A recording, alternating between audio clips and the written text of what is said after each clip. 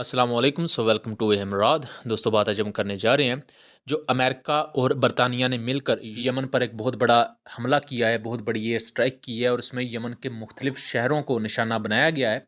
उस पर बात करने जा रहे हैं और इसको लेकर अरब मुल्कों की तरफ से ऐसी एक बुज़दिलाना किस्म की हरकत सामने आई है जिसे हम सुन के बस शर्मिंदगी का इजहार कर सकते हैं और तो कुछ नहीं कर सकते, अफसोस कर सकते हैं। उसके मुकाबले में हम ओमान के रिस्पॉन्स को देखेंगे और ओमान और पाकिस्तान के नेक्सस की बात भी करेंगे कि पाकिस्तान इन तमाम चीज़ों में किस तरह ऑपरेट करता आया है या मुस्तकबिल में किस तरह ऑपरेट किया जा सकता है। तो बात की जाए, 11 जनवरी को बरतानिया और अमेरिकन एयरफोर्स एक जॉइंट स्ट्राइक कंडक्ट करती हैं यमन के खिलाफ। यमन के बहुत से शहरों पर बमबारी की जाती है जिन पर 100 से भी ज़्यादा क्रूज मिसाइल्स फायर किए जाते हैं। अमेरिकन FA-18 15 से ज़्यादा एयरक्राफ्ट अल हुदैदा के शहर को निशाना बनाते हैं। उसके अलावा सना जो कि दारुल हुकूमत है यमन का, उसके बाद ताइज़ और जाहिद जैसे जो इलाके हैं वहाँ बमबारी की जाती है। जो 15 FA-18 सुपर हॉर्नेट एयरक्राफ्ट हैं अमेरिका के, वो air to ground anti radiation missile, HARM missile जिन्हें कहा जाता है, वो फायर करते हैं।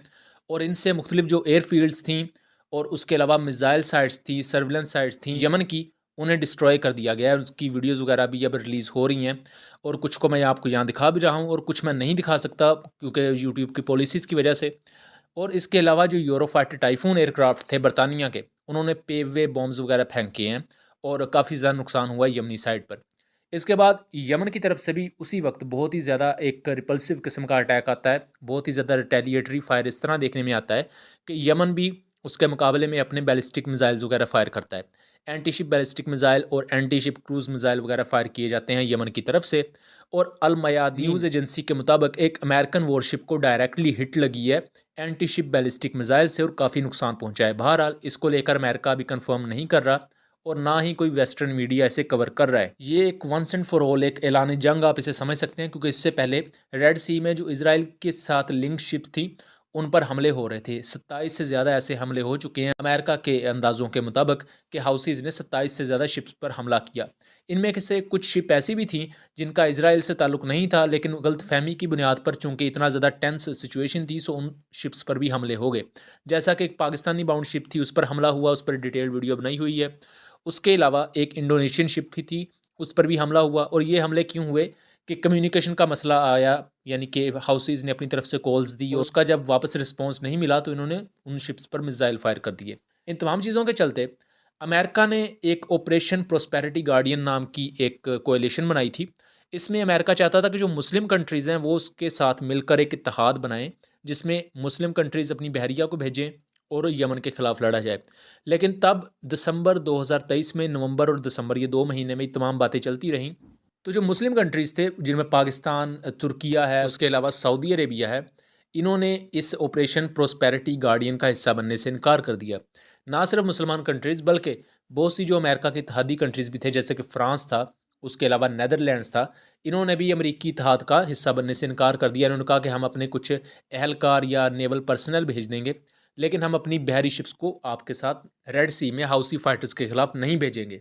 अब इस वक्त बात की जाए तो अमेरिका ने जो ऑफिशियल ऐलान किया है उसमें अमेरिका ने कहा है कि अमेरिका, बरतानिया यानी कि यूके और बहरीन, इसके अलावा ऑस्ट्रेलिया और एक कंट्री और है, इन्होंने मिलकर एक ऑपरेशन कंडक्ट किया है यमन पर। यानी कि ये जो 4-5 कंट्रीज़ हैं ये इस हमले की जिम्मेदार हैं जो इन्होंने यमन में जाके बमबारी की है। यानी कि 6-7 शहरों पर बहुत सी ज़्यादा तादाद में बॉम्ब बरसाए गए हैं, मिज़ाइल बरसाए गए हैं।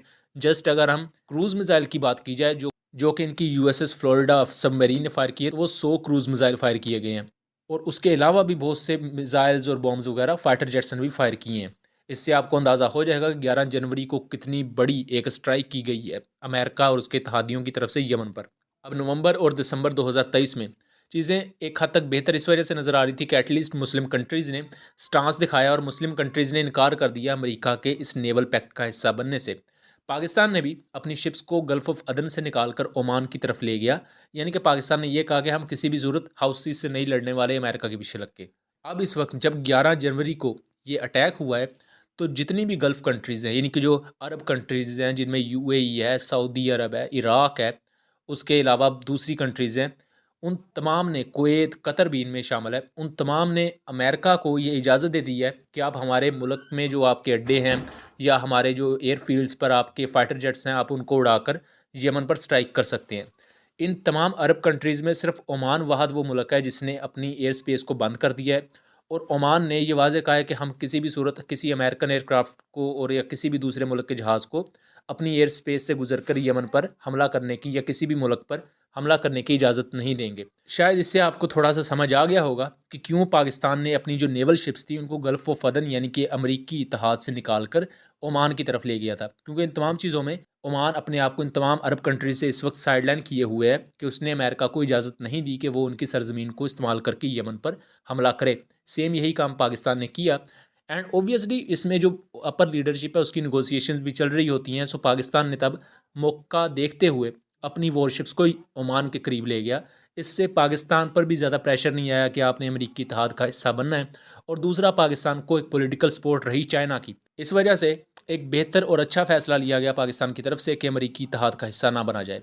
लेकिन अब जो अमेरिका ने ये काम किया है, एक वंस एंड फॉर ऑल एक मुल्क की सालमियत को ख़तरे में डालते हुए उस पर स्ट्राइक्स कर दी, उसके 6 शहरों को अपने निशाने पर लिया और वहाँ बहुत से मिज़ाइल्स और बॉम्ब बरसाए हैं। इसको लेकर यमन की तरफ से बहुत ही ज़्यादा सख्त रिस्पॉन्स भी आया है, बट अमेरिका की तरफ ऐसा कोई नुकसान नहीं हो पाया जितना हम मतलब कि लोग एक्सपेक्ट कर रहे थे। लेकिन यमन ये ज़रूर कह रहा है कि अब जो स्ट्राइक्स हैं वो अमेरिकन वॉरशिप्स पर भी की जाएंगी। यहाँ सऊदी अरब के जो फॉरेन मिनिस्टर हैं उन्होंने यमन और अमेरिका दोनों से अपील की है कि वो रिस्ट्रेंट का मुजाहरा करें और ये जो स्ट्राइक हो गई हैं, जो हो गया है, उसे बस एक साइड पर रखें और निगोसिएशंस की तरफ दोबारा जाएं। जबकि इन तमाम चीज़ों के चलते मायूसी की बात यह है कि जितने भी अरब कंट्रीज़ हैं, कुवैत, यूएई, सऊदी अरब एटसेट्रा एटसेट्रा, इन तमाम ने अमेरिका और रॉयल एयरफोर्स को ये इजाज़त देती है कि आप हमारी एयर स्पेस से गुजर कर यमन पर बमबारी कर सकते हैं। सिर्फ ओमान वाहद मुल्क है जिसने ये इजाज़त देने से इनकार किया है। और यही वो तमाम रीज़न थी कि ओमान शुरू से भी इस हक़ में नहीं था, और पाकिस्तान नेवी ने भी इसीलिए बेहतर समझा कि पाकिस्तान नेवी अपनी जो वॉरशिप्स हैं उनको ओमान की तरफ ही रखेगी। और अब पाकिस्तान ने ओमान के साइड से भी निकाल कर वापस अरेबियन सी की तरफ पाकिस्तान अपनी वॉरशिप्स को ले आया है, क्योंकि वहाँ सोमालियन पायरेट्स का ख़तरा मंडला रहा है जिन्होंने एक इंडियन क्रूड शिप पर भी हमला करने की कोशिश की थी। सो आपका इन तमाम चीज़ों के बारे में क्या ख्याल है? अपनी आरा से ज़रूर आगाह कीजिएगा। मिलेंगे अगली वीडियो में, तब तक के लिए अल्लाह हाफ़िज़।